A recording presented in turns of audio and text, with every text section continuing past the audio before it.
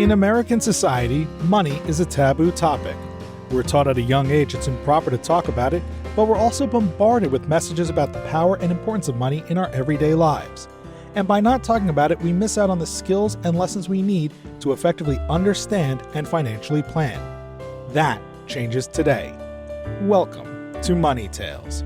Hosted by Sandy Brager and Cami Doder, Money Tales brings more than 35 years of combined professional experience in personal finance to demystify money and demonstrate what it's like to speak openly about personal financial matters. Join us each episode as they interview modern-day movers and shakers about how money decisions intertwine with their daily lives in order to give you better insight into productive financial conversations. Subscribe today and register for our blog Fathom at aspiriant.com/podcasts to increase your money mojo. And now, here's Cami and Sandy. Bobbi Rebell joins us this week on Money Tales. Bobbi is a former business news anchor and globally syndicated personal finance columnist. Today, Bobbi is also an author. Her most recent book is titled Launching Financial Grownups. Live Your Richest Life by Helping Your Almost Adults Become Everyday Money Smart. This topic is very dear to her heart because she has two 20-something children and struggled with getting them started on their financial grown-up journey. For Bobbi, this means living the everyday money-related life that we encounter that no one seems to prepare us for. In addition to being an author, Bobbi is the founder of Financial Wellness Strategies. She is also a financial wellness advocate, the host of the Money Tips for Financial Grownups podcast, which we recommend you check out if you haven't already, and she's the founder of grownupgear.com. Here are three key Money Tales conversation topics Bobbi hits on in this conversation. First, when it comes to financial parenting, seek to create confidence and pride in your child so that they have the skills and know-how to complete specific financial tasks on their own. For example, Bobbi shares that you can teach emerging adults financial literacy and accountability by requiring them to create a budget, present and defend its components, and then support their efforts to make spending decisions in accordance with that budget. Second, choose your battles with your partner when there are differences. There are many ways to teach money lessons, and the key is to figure out what's going to work not just for you, but for your entire family. And third, how money is very complicated in most relationships, and especially in blended families with children. Blended families often involve people who are not necessarily going to act in everyone else's best financial interest. We hope you share this episode with a friend, and please subscribe to Money Tales on your favorite podcast platform. Now, onto our conversation with Bobbi Rebell. Hello, everyone. Welcome to the Money Tales podcast. I'm Cami Doder. And I am Sandy Brager. Cami, I wanted to share with you a recent client meeting I had. Tell us. I met with a couple that I've been working with for over 20 years.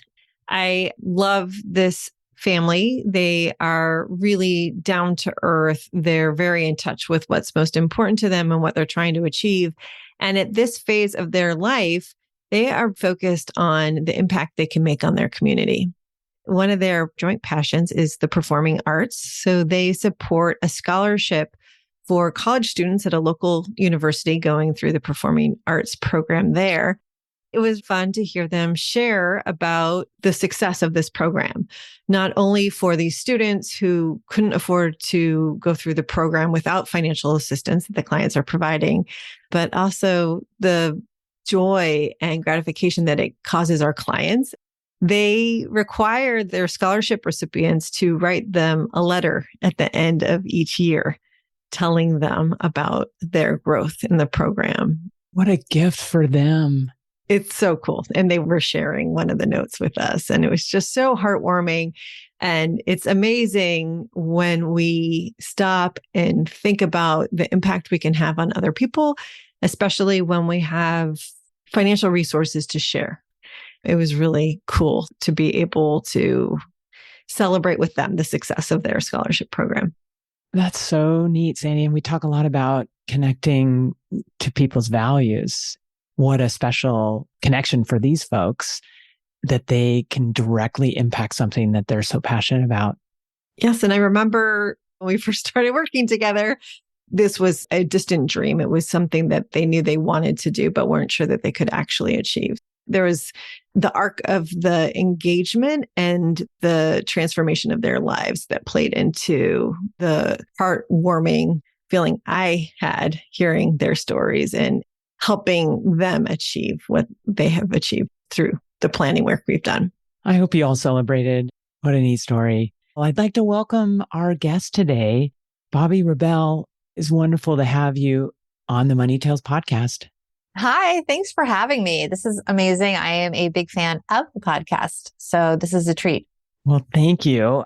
Would you provide an introduction and in that share a couple pivotal moments that really impacted who you are today? I am a mom of 3 in a blended family with a wonderful husband. And of course, our favorite child is our dog Waffles. I am a former business news anchor and globally syndicated personal finance columnist. I've worked at places like Reuters and CNBC and CNN. I've written 2 books on the theme of financial grown-up. The first being How to Be a Financial Grownup, and the most recent one being Launching Financial Grownups, Live Your Richest Life by helping your almost adults become everyday money smart, which is something that is very dear to my heart because I have 2 20-something children. And I struggled with getting them started on their financial grown-up journey, which is just living the everyday money-related life that we encounter that no one seems to prepare us for. We have so many books and so much content and resources out there for young children to learn about money, and even preteens and teenagers. It's very academic. And then when it becomes real, let's say ages 16 to 26, when they have their first job, so they have income. There's no book that really says, well, there are books, but they're generally for the kids, not the parents. And my book is for the parents that really helps parents trigger those conversations saying, hey, you have income. Maybe it's a Roth IRA you should be putting it in, not just spending it all out with your friends. Have that conversation. And then more important than the conversation, guys, is the execution. And that's where I fell apart in my own family. And that's where I was inspired to write this book, because you can say things to teenagers, as we know, and they will say, yes, I get it. I'm on it. And then you know what happens? Nothing. That's right. I was inspired to write the book, and 2 out of 3 are young adults right now. I still have a 15-year-old in the works. He's doing great, but he's 15. So it's a little bit early for some of this stuff. It's been a struggle, but a good struggle, because you get results when you put the effort in. And so this book is really a roadmap for parents to step up and be proactive and not just hand the kids a book. Like I said, this is a book for the parents with conversation starters, scripts, what you need to know, what you need to be paying attention to, how to reach your kids in an effective way so that they will actually take action, not just kind of yes you and go out to the party. All right. This is going to be a great conversation. We'd love to know what of your life has inspired the writings and the teachings. So let's go back in time when you were growing up as a kid. How did you learn about money, and when did you first have where money meant something to you? My financial grown-up moment, as they say. I love that you asked that, because writing this book, it was very interesting, because not only does it highlight the decisions and the growth of my older stepchildren, it also opened up conversations with my immediate family members. So, for example, my father read it. It's always with trepidation as a child when you show your parent a project. And this was a big project, and you don't know whether you want to show it to them early, because they might have thoughts that really change things and they might want you to take something out. You don't really want that. But they also might have some great suggestions. And you also have to be very careful when you're writing about family members to always be truthful, but selectively truthful. You don't have to share all the bad. You have to share the good in context and be honest about it. But that doesn't mean you have to share every, let's say, setback and disappointment that happened to somebody that you care about. Because your writing doesn't mean their life is an open book. So you're always a little nervous, especially with a parent, how they see things. And this happened a little bit with my first book. I talked about my mom, who's no longer with us. And I talked about what she did legitimately say about moving into their first aspirational house. They had a starter house. And then when I was a teenager, they moved into a nicer house. And I remember her telling me that she was putting towels on the windows in this very fancy modern house that they bought. And I was like, why are you doing that? And she says, well, we spent all of our money on the house and we have no more money for curtains right now. So we're just going to wait. Because at the time, by the way, the motto was to stretch. That was the MO. Now it's be more conservative. But the MO 20, 30 years ago was stretch and you'll grow into the house. So they had, in theory, according to my mother, spent every penny on the house and she was not buying window treatments yet. She was putting towels on the window. Well, my father read that and he said, that is not true. Now, keep in mind, my mother is not there. This is what she told me, her side. He said, your mother couldn't make a decision. And so at a certain point, the sun was blinding. We put them up because she couldn't make a decision on the shades. And it was really frustrating. And she obviously didn't take ownership of that. So it was very interesting. So with the new book, fortunately, he really liked it. And there were things that he did that he was like, wow, that was really good. For example, he would have each of my siblings and I come in when we were in college and we had to present a budget before we could get a quote allowance for college. So he wouldn't pay our college bills. He would say, what will you need for the next semester that you feel I should pay for? So it wasn't that he was going to pay for everything. He says, what do you think I should give you money for? And how much does that add up to? So first of all, it put a little guilt on us and we all had jobs. So I worked at a store that was called The Lodge. It's sort of like the Gap. So I did have some spending money. And when you put it on a child like that, there's tremendous guilt. And when you're not talking about a weekly allowance, you're talking about really 3 or 4 months here. That's a big number. There's a lot of guilt involved in asking your dad for that big a check. So that was really good. It's a great lesson. And we learned. I underestimated when I went abroad and it was really tricky. I was traveling and I learned about 0-star youth hostels because I ran out of cash. He was very happy about that. Hey, Bobbi, I want to go back to the curtains conversation for a moment because I'm curious, as a teenager, hearing from your mother that there wasn't money to put window treatments on the windows. What was your reaction to that? I think what you're getting at is, was I worried that we didn't have enough money? Yes, exactly. I was not, because we had just moved into this really big, nice house. My father had massively upgraded his car and we did go to private school. I thought we were okay. Okay. I kind of believe my dad's version, actually. I just shrugged it off. I think looking back, I should have had an alarm bell go off, but I think I was just indifferent because I had never been worried about money. My parents had never, I'm sure they had their ups and downs behind the scenes, but I had never been made to feel like we ever had a shortage of money. I just thought, oh, okay. Yeah, we just spent a lot of the house, so we'll wait a few months to get the curtain. I didn't think that much about it. And I think that's a problem. I think really I should have. And I should have followed up and said, oh, what's going on? They were fine. They were fine. But I just think it was interesting. The way that parents present information to children differently is interesting. And that's what I was curious about. Were there money conversations in your family when you were growing up? Or was it more you observing? Both. There were. And I just told you, so my father did sit us down as teenagers and have those direct conversations. I also do remember that my mother, again, to the scarcity mindset, we never purchased food at airports. We never purchased food at movie theaters. And she just would always say, I don't know if she would literally say we can't afford that, but we just never, not once to this day. My husband likes to buy food. We haven't been to the movie theater in a while, but he doesn't have a mental block against buying movie theater food. I really can't do it. I really can't. I remember even going to the beach and people would buy stuff at the stands. We always brought our own. It was bologna sandwiches generally. That is what we brought, or cheese sandwiches. We always brought our own food on airplanes, always brought our own food. If we went to the beach or the park, whatever activity we had, we were never buying food with my mother. My father was a little different. So I think that she just had that scarcity mindset. She had lost her father when she was young because at that time, women really couldn't work. Her mother was really in a pickle when her father died because she hadn't been allowed to go to college. Her brother went to college. She, as a woman, was not allowed to go to college, and she had just been married off. That was it. So if you're married off with no education and your husband passes away in their 40s, you've got a problem. And so my mother was the daughter of that. And I think she was just really frugal in that way. And my father had not had that experience. And so I think his perception of things was different. I'm really glad you're bringing these observations because I think people often discount the impact that the situation we grow up in, not only our family situation, but really what's happening in society and the world around us, how that impacts us. Bobbi, would you describe this budgeting effort I'm channeling for me and my kids in the future? I think it's a great first, you have to pitch an idea, you have to come up with the budget. I like your point that then you get all nervous because it seems like a lot of money. I am curious how that's impacted you into your adult life. It's interesting because I think I've rebelled against micro budgeting. especially because I have a husband that doesn't want to do that. And you manage your money, but you also manage your relationships. And I think it's important to be supportive of how someone else views money. He does not do well with the micro budgeting, but he is extremely aware and tuned into what's going on with us financially, extremely focused on making proactive and deliberate money decisions and very insightful about our priorities. But at the same time, don't tell him he can't buy a coffee.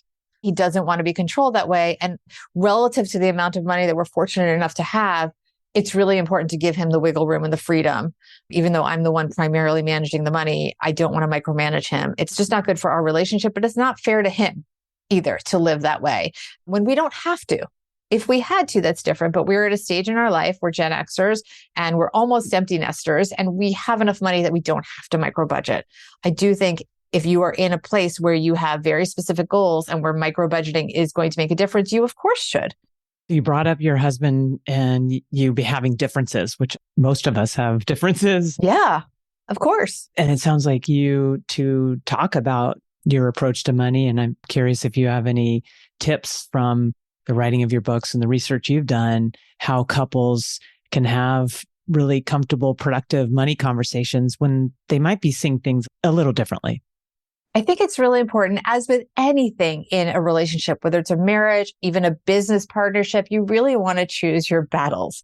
So for example, in the book, I will advocate that children should have skin in the game when it comes to college. They should have skin in the game when it comes to, for example, buying a car. I do believe that. However, my husband felt very strongly, I see his point, that for the kids that have gone to school so far, which is 2 of the 3, we had our college. My husband and I both were very fortunate, had our college paid for fully by our parents. And he felt that because we could do that, we owed it to the next generation to do that. And I said, okay, so in a silo, I do believe it's good to have skin in the game. But in my relationship, let him win. Fine. Okay. I see your point. And this is not what I'm going to choose to battle you on. Like everything, you have to pick your battles and really think about what's important to you. And there's other ways to teach kids about money than making them pay for part of college or having them take out a student loan that they're going to pay off just so that they learn about that. You have to figure out what's going to work, not just for you, but for your whole family. That's a great point. You mentioned you're part of a blended family. What role did money play in conversations you were having early on? Money is very complicated in relationships, no matter what. But in a blended family, especially when it's a divorce, not someone being widowed, and especially when there are children involved, which there were, it is incredibly complex. And it's not one size fits all. I've thought about writing a book about it. Maybe I will one day, but there are so many variables to consider and so many different personalities, priorities, goals. So it's very complex because you also often have people that are involved in your life financially that are not necessarily going to do things in your best interest. In most cases, let's just assume that you and your spouse are going to be reasonably aligned. But there are people that are in the mix that are not. And so that can be really hard. And also, again, when there are children involved, that can be very complicated. So it's important to be out front, understand what the variables are. And also in some cases, and my husband and I have talked publicly, we do feel in almost every marriage, but certainly when there are variables like a blended family, you do want to have financial documents like a prenup involved. I think that's really important to protect everybody, including, by the way, the stepchildren. You want to have it very clearly spelled out what is for the children, because there can be a lot of complexities with a different mix of parents and parental figures. It's really good advice in all families, and especially as there are more family members and we have different relationships with them. These money conversations are so important and helping everybody feel well cared for, whatever that means for the family. That's what we've seen with our clients. And like you said, making arrangements in the prenup and also through estate planning documents. You've written this amazing book, Launching Financial Grownups. Tell us, what is a financial grownup? A financial grownup is somebody that is taking charge and being proactive about the financial aspects of their life that matter to them and to the people around them. So it may be taking charge of understanding what it means to rent or own a home or to have a car. It may be understanding how health insurance works. What's the difference? I get this all the time, even though they have not that much to do with each other. An FSA and an HSA and all the other alphabet soups that are out there. It's really engaging with the life milestones related to money and taking the time and intention to make deliberate decisions so that you are set up for life as an adult. I'm curious, Bobbi, as you look back on your life and your own experience becoming a financial grown-up, what is the thing that you're most proud of that you did on your own? I think raising financial grownups. By the way, I should say the book is Launching Financial Grownups, just to be clear. We changed it. It was originally Raising Financial Grownups, but there was always a misperception that it was little kids. And we changed the word to launching because it's for parents of emerging adults, of young adults, meaning late teens, early 20s. And when we had it called Raising, people thought it was kindergartners. So I am really proud of the fact that I believe I got past the hurdles of the late teenage years in terms of their money relationships and their money scripts for my older kids. Tell us, Bobbi, what's your relationship with money today? It is mixed. I will tell you, it is constantly evolving and it's challenging. One of the mistakes people make is they think that because you are in the media and you're creating content and you're giving advice. I am a certified financial planner, even though I do not manage money. So please don't call me. You guys can take care of anyone listening to this that needs actual money management. But I think that it's important for people to understand that just because you talk about something doesn't mean you have all the answers. It means that you have strategies to get to answers that are the best you can do given the variables. We don't always have control over everything. And especially what's going on now in the broader macroeconomic environment, we tend to, in this country, because we have so much individual freedom when it comes to our career decisions, we can choose to be anything. Some countries are kind of assigned a job. We can, for good or for bad, choose. Just like for good or for bad, we can choose who we marry. For good or for bad, we can choose what we want to do for a living. We don't always make the best choices. But because of that, we tend to take on too much self-blame when things don't go right.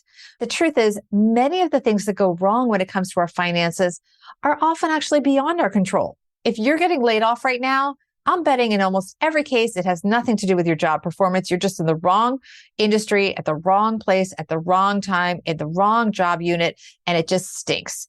And so we beat ourselves up over, in this case, getting laid off. And the truth is, there was probably nothing we could do to prevent it. And we are in no way to blame. And yet it has very real financial consequences to us. So I think that's an important thing for people to remember, that they should not blame themselves and that they should be realistic about what they can control and what they can't, and focus on the control. There's a lot we can control. You shouldn't just put your hands up and say, oh, I got laid off. Not my fault. I'll just sit here and wallow. No, you have to actually do the things that you can do. But I want people to know that our relationships with money, and you asked about my relationship, it's complicated. And I have been very fortunate. I told you earlier that my parents were able to pay for college outright. That's huge. That had nothing to do with me. That was just luck and good fortune. And people have to remember that's the good one. There's also bad ones that are not people's fault, and they should not blame themselves. They should be proactive to do what they can. And by the way, on the other hand, a lot of people that are born into good fortune don't always acknowledge that. There's a tendency, and there's statistics that people tend to think that they were smart, for example, when they do really well in the market, when usually it's just the market's trending upwards. They're not the best investors. They're just investors. So we need to not give ourselves too much credit for the good things that happen financially, because a lot of them are systemic, and also don't take too much of the blame. It's interesting you bring that up. In a recent podcast, Cami and I were talking about Monopoly. It reminded me of a study that was done of Monopoly winners and how whoever is winning the Monopoly game and has the most amount of money feels smarter, feels more powerful. And it's just a game. It's really just a rolling of dice. And there was some decision-making involved. There's decision-making, but a lot of it is just the dice. And you're right. When it comes to life, there's a lot that we are in control of in our own financial lives. And there's a lot of things that we just have to roll with the punches and take advantage of when we can, or maneuver around when things are getting in the way. I'm curious, when you think about launching Financial Grownups today, what have you observed are some of the challenges that people in their early 20s are facing in our modern society? Yeah. So by the way, a good word is emerging adults. That's what I'm embracing. Emerging adults. Emerging adults. It is a very different world. And that's one of the things that I do write about in Launching Financial Grownups, is that Yes, some things are universal, absolutely. But the world has changed and people don't like to say that, especially an older Gen Xer like myself. But the fact is, for example, the gig economy changed everything. So many of us, I didn't get a pension, but I have a 401k. A lot of these early 20 somethings are in a gig economy and the employers will say, oh, okay, go on your parents' insurance. Well, first of all, that ends at 26. And by the way, the dental and the eye care ends at 23. So it's just delaying it, but yet it's also taking the responsibility off the employer without a better system. I don't think it should necessarily be with the employer, but that's the system that we have right now. So the gig economy makes it very complicated because you don't have the stability of consistent employment. Yes, you have more freedom, but ultimately you don't really have that stability. And I think it does delay people's focus on forming families because you don't have that stability. You also have, as I mentioned, the healthcare, which is something which disturbs that, but you also have societal expectations changing. And it's just a different mindset for younger people when it comes to how they approach jobs. And so things really are different. Even the fact that there's no shame in living at home with your parents almost indefinitely. There's a lot of good in that, but that also delays being financial grownups because when you're living at home, you're in this sort of artificial extended adolescence.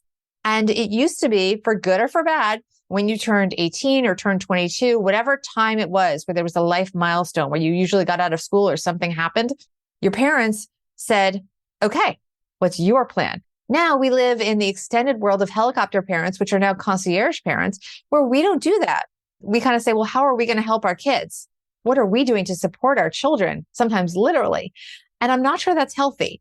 As I said, I have my ups and downs with money. I'm struggling with that myself because I have a child that is doing great and he's working and he is aspirational in the film business. He's doing everything right. Why would I make his life harder on him? Why would I tell him to leave the home when that would be ridiculous? There's no reason for that. We have plenty of room and we like having him around. So it makes no sense. That said, in a different generation, when people got married earlier, formed families earlier, had different kinds of financial pressures, things might be very different. Even the notion of family is changing. There's a lot less pressure to be in a conventional nuclear family at such a young age. Certainly, we'll see how it evolves. There's a lot of evidence that people don't want to have as many children because it's so expensive.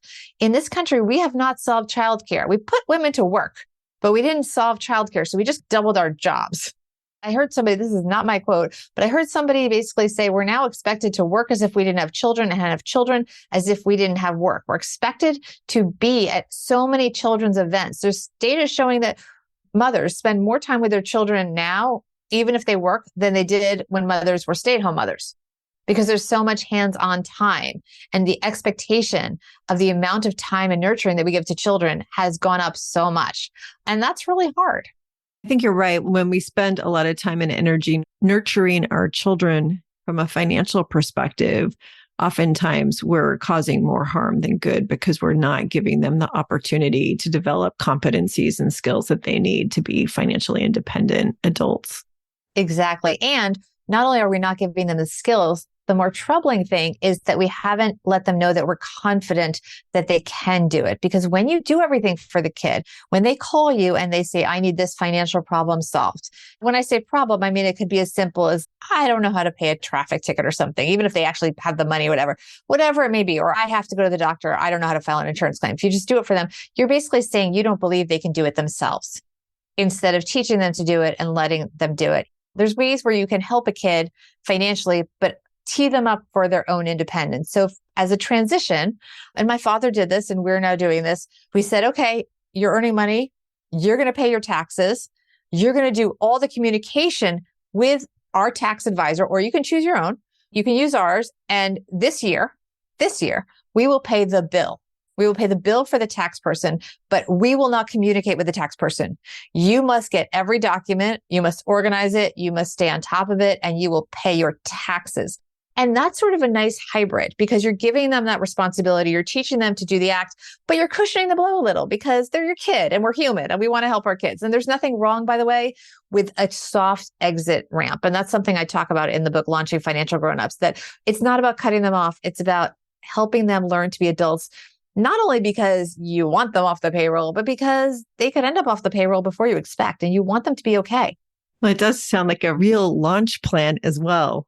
I like this idea of legging in, but still skin in the game. I just remember as a kid, until you're rolling up your sleeves and doing it, it's really hard to grasp the concepts.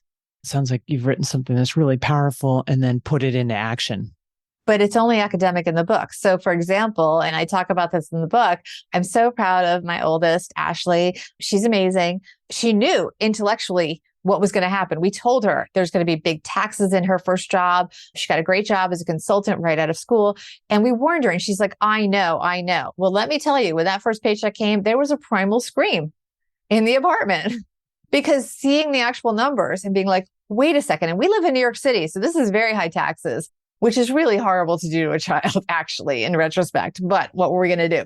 That's reality. I mean, even when kid number 2 had a rental apartment in college and we told him, first of all, a lot of parents might not even think to tell your child, you need rental insurance.